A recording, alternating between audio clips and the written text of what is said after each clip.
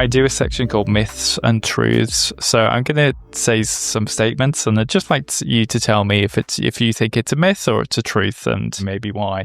So compliance is just about ticking check boxes. That's a tricky one.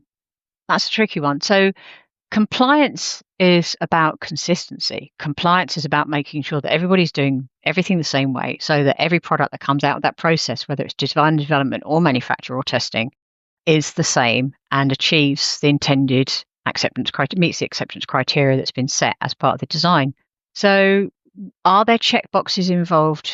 Invariably, yes, because you have to generate the evidence that that product is conforming. Same goes for the people. The people have to be trained and competent to be able to deliver that product. So is there a checkbox exercise there in ensuring that the training has been completed? Yes. But it goes beyond that.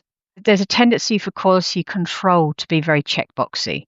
It's about making people tick boxes to say, yes, this conforms, or recording a result that demonstrates it conforms. On the bad side, that can lead to complacency. That can lead to inadvertently ticking that something's passed when it hasn't. But on a good side, it makes sure that you don't have that human error that can creep in where somebody can just forget to do something. So I would say it's a necessary evil, perhaps, of quality control systems.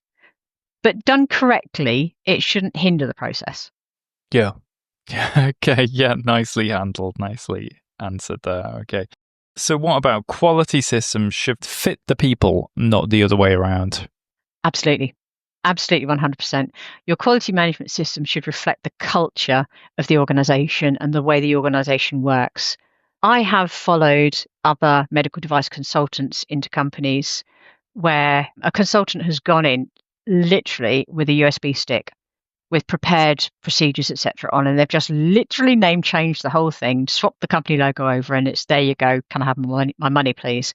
And it doesn't take long for the organization to then discover that it doesn't quite gel with how they work. It doesn't quite reflect their workflow. There might be something missing, or there might be something in a procedure that they don't understand, but all of a sudden now they've put these procedures in, they've got to comply with them. So my approach is always to actually understand the business first, let them understand what evidence their process needs to generate that will guarantee conformity and compliance with the regulations and the standards, and then work together to document that process. And that can be in the form of a process flow with very little words. It could be a highly detailed 30-page procedure, which I definitely don't like, but I recognize that in some organizations, that's what they like, that's what they want.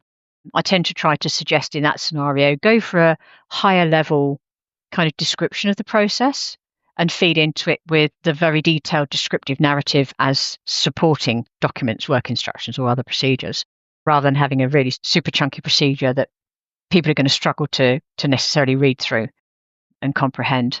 The quality management system has to facilitate the business in delivering safe and effective products. And so it's got to fit with the business. It's got to fit with the people and fit with the business. So the outcomes of the quality management system, they remain fixed in the documentation or the checks that are needed, but you think it's important to form that system around the company to make it more likely that they're going to stick to it and use it, basically. Absolutely. If the company's team are actually involved in documenting their processes, because they're not, I don't say writing a procedure or writing a process, because they're not, they're actually documenting what they do.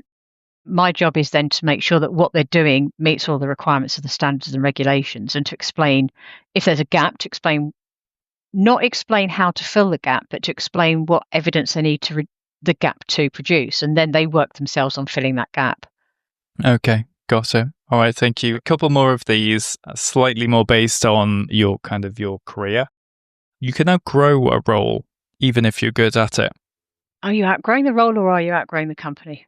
So one of the most true things I've heard said about the reason why people leave jobs and go to another company, you don't leave a company, you don't leave a job, you leave a person. And I know this from my own experience, that you get to a point in a job or a role in an organization where either you feel that you cannot progress up any further. So in that case, you've possibly outgrown the company, or there is an opportunity for you to grow up or across, but that's being blocked by a person. And they may be blocking it for what they think is a really great reason, is that you're great at your job and they want you to stay in that job forever. But in that situation, they're actually blocking you. So you've outgrown the role, but you're being held back by outgrowing your manager, outgrowing your line manager, their ability to deploy you within a business. So when I've been in a managerial position myself, when I've been looking at the personal development of my team, I didn't stick it to just looking at what they were doing in the organization. I had a member of my team once who had to put an awful lot more effort into achieving the performance requirements of the role, which meant putting in extra hours off their own time to achieve it, but for which they were very well rewarded in the way of performance bonuses. And I had a long conversation with them about it. And I said, if you want to keep getting these bonuses, you've got to keep this level of pressure on yourself to achieve that, because this is not something which naturally aligns with your skills. But you've proven that when you put the pressure on yourself, you can achieve it. However, there's a price to pay for these extra hours you're doing and the extra pressure you're putting on yourself. And so I got to understand what it was that they actually really wanted to do in life. And it was nothing to do with the job that they were in. And so from a personal development perspective, I said, we've trained you with everything that you need to do your current job, but I want to keep developing you so that you've got an option. So if you choose to stick at this job and keep putting these extra hours in off your own back so you get the remuneration, I also want to give you something extra as well. So I actually arranged for him to do a project management course, which was nothing to do with the role that he was in. But what he wanted to do in life, he wanted to be a property developer. And so project management was going to be a key skill that he would use if he got to the point of becoming a property developer. And so sometimes as a manager, it's not just about valuing your people for their fit like a jigsaw piece in a puzzle. Because as long as they fit the requirements for your job, that's great. But you need to look wider. What's going to keep them in this job for the next 2 years, 5 years, 10 years? What are their long-term career progression? What is it that they in their heart actually want to do? And if it's not something that's actually aligned with the current job, but they want to carry on doing the current job, what can you do as a manager to actually help to build a skill set that will actually support them outside of that? So it might be doing something like, it could be giving them funding to do a language course. Maybe they want to learn a new language. Maybe they want to learn a new skill like coding. Maybe giving them 1 day off a year or twice a year to go and volunteer on something. I know a lot of companies do that nowadays. They have these schemes whereby you can put volunteer hours in, which are paid by the company for you to go and work with an organization. So rather than allowing your team to outgrow their role, look at how you can actually enhance their life outside of the company and outside of the role to balance up that commitment they're putting into being good at their job. Yeah, so that's an interesting way to see what ways there are that you can make overlaps between the direction they want to go in, what you need them to do, so that you both win. Yeah. That's interesting. I've got a couple of interesting questions to go to off the back of that one. Okay, let's go with this one, because I'm interested in work-life balance, and I thought it was interesting that you mentioned in that previous example that kind of member of your team was having to put in extra hours to get to the point, to get to the kind of the standard that he needed to be at. So do you think work-life balance only comes once you've made it in your career, once you're competent and successful at what you're doing? I think work-life balance is something that perhaps the younger generation, the people in their 20s and 30s, value the work more than the balance. There's a drive and a desire to get up that ladder as quickly as possible without recognizing the impact that has on them mentally and physically to actually achieve that. I've definitely worked in companies and worked in jobs where I've put way too much in the way of work, which was quite detrimental to me at the time. And it wasn't really until I established my own business and probably got 3 to 4 years into that business. So the first 2 years, I was saying yes to everything, which is never a good thing. Year 3 came very close to burning out because I just overcommitted myself. Do I take holidays? No. Do I take weekends off? Almost all the time now, which is good. My working hours now are closer to 40 to 50 a week rather than the 80 to 100 a week they have been in the past. I don't like taking holidays. It's really weird. I don't know why. I just don't like taking a break. My clients, I have at the moment 14 clients, and they're all at differing stages. So they've all got differing needs. So it's a bit like having 14 children.